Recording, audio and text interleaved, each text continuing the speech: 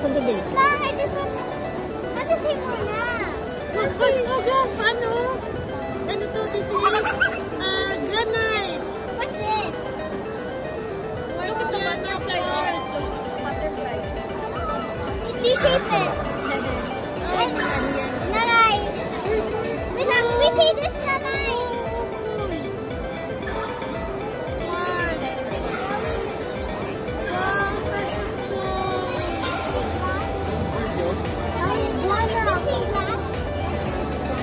Ay, mga parang siglas ka na. Oo nga, siglas.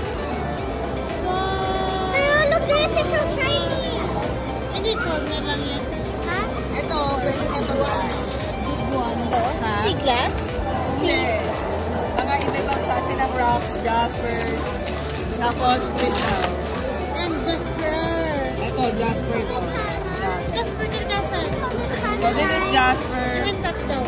Yes, you can touch them. This is quartz. Quartz? Yes, quartz. Ito, quartz din. Tapos ito, jasper pa din. Jasper is red orange, ha? Jasper is red orange. Iba-ibang color yung jasper. May blue, may ano din, may green. Ito, actually jasper dito. Wait, ito po. Ano to? Celestine. Lepidolite. Do you play Minecraft? No? Pero, lesson namin about rocks. Rocks and minerals. So, ito po ay graphite. Ito, ano to?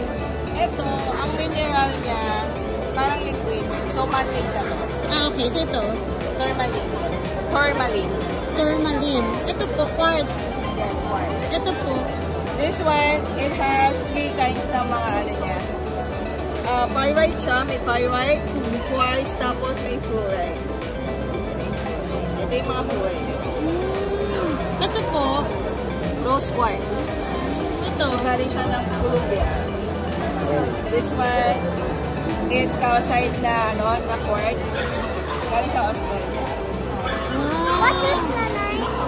Ay, man-made na lang. Pretend na lang yan. Ito po. Ito, calcite. Calcite. Calcite. So, yung gamit ko sa mga ano, limestone. Ito po. Calcite din. Ay, ang galing. Jeep.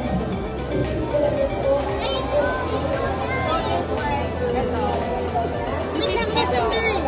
This is a Uberlite. Galing siya sa Michigan, USA. Tapos nagamitan natin ng Uberlite. This is Uberlite. Uberlite. Uberlite. Collection mo talaga yan, ma? Collection, tapos binibenta. Actually, we use it for spiritual also. Kasi we use these tools for open ng chakra.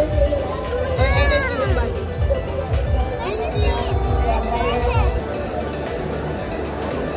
So, process ko lahat? Yes po. Trilobite, crab, ammonites, may jawless fish, may galodon food, at marami. Uy!